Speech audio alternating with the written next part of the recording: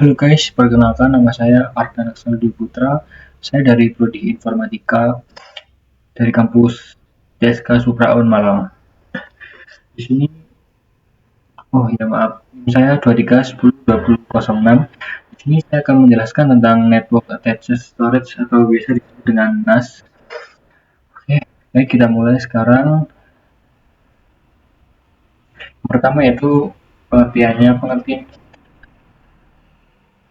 yaitu Network Attached Storage atau NAS adalah teknologi penyimpanan data yang digunakan untuk menghubungkan perangkat penyimpanan data ke jaringan komputer, dan NAS terdiri dari perangkat keras dan perangkat lunak yang memungkinkan akses ke data melalui jaringan seperti Ethernet atau Wi-Fi. Di era yang semakin digital atau kebutuhan akan penyimpanan data yang aman dan mudah diakses menjadi semakin penting. Penyimpanan cloud telah menjadi solusi populer, namun halo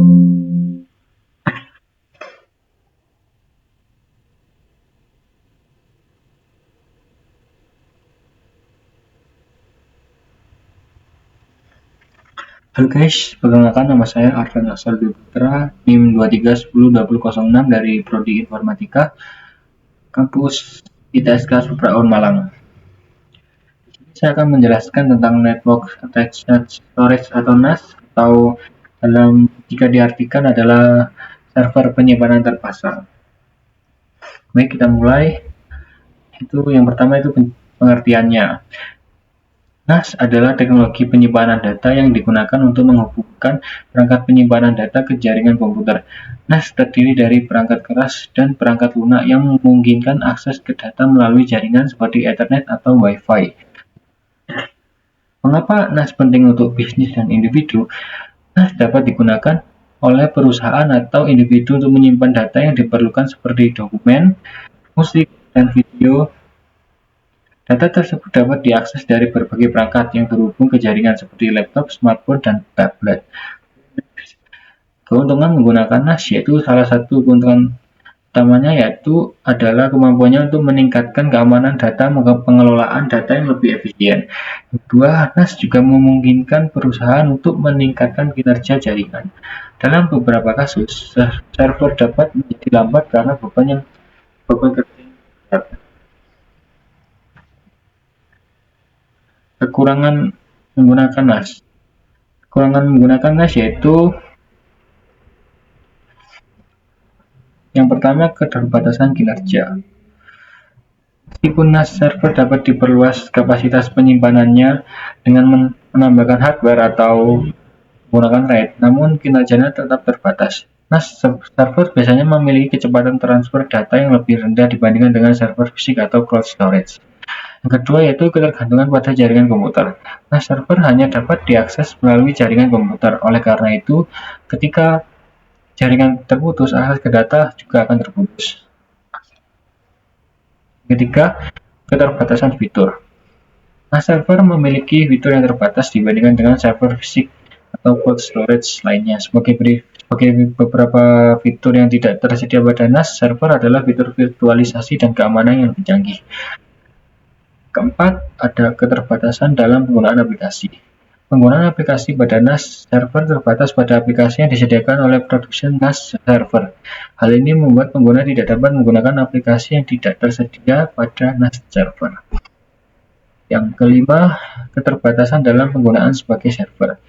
Meskipun NAS server dapat digunakan sebagai server file atau media, namun keterbatasannya membuat NAS server kurang cocok digunakan sebagai server aplikasi atau server data. Selanjutnya, cara menggunakan NAS. Pertama yaitu pilih dan pasang NAS server. Langkah pertama adalah memilih dan memasang NAS server yang sesuai dengan kebutuhan Anda. Ada berbagai merek dan model NAS server yang tersedia di pasaran. Pastikan NAS server yang Anda pilih memiliki kapasitas penyimpanan yang memadai dan memiliki dukungan untuk fungsi cloud storage. Ikuti petunjuk instalasi yang disediakan oleh produsen NAS server Anda untuk menghubungkan ke jaringan Anda. Kedua, konfigurasi jaringan dan akses jarak jauh.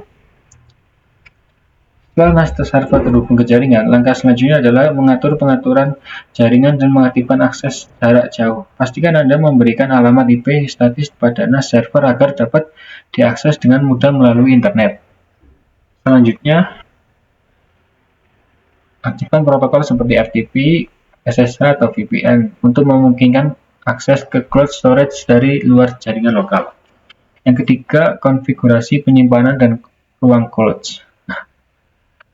NAS server biasanya dilengkapi dengan perangkat lunak manajemen penyimpanan yang memungkinkan Anda membuat volume penyimpanan,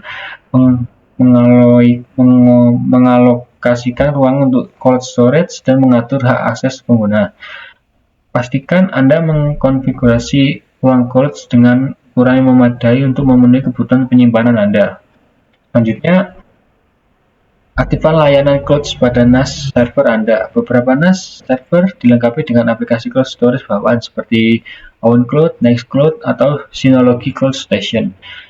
Ikuti panduan yang disediakan oleh produsen NAS server Anda untuk mengatur layanan cloud ini.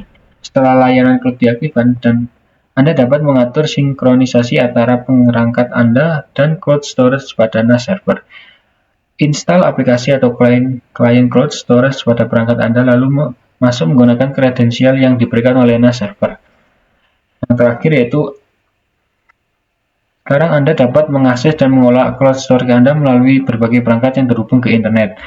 Aplikasi atau klien cloud storage akan memberikan antarmuka yang memudahkan pengunggahan, pengunduhan, dan pengelolaan file. Anda dapat membuat folder, mengorganisir file, dan berbagai data dengan pengguna lain yang jika diperlukan. Kesimpulannya adalah NAS adalah teknologi penyimpanan data yang digunakan untuk menghubungkan komputer penyimpanan data ke jaringan komputer. NAS memberikan manfaat dalam meningkatkan keamanan data, pengelolaan data yang lebih efisien. Namun, perusahaan harus mempertimbangkan faktor keamanan data, kapasitas penyimpanan, dan jumlah pengguna yang akan mengakses data sebelum memilih perangkat NAS yang tepat untuk bisnis mereka. Dan yang bisa saya sampaikan, saya Arda Raksandu Putra. Terima kasih. Bye-bye. See you next time.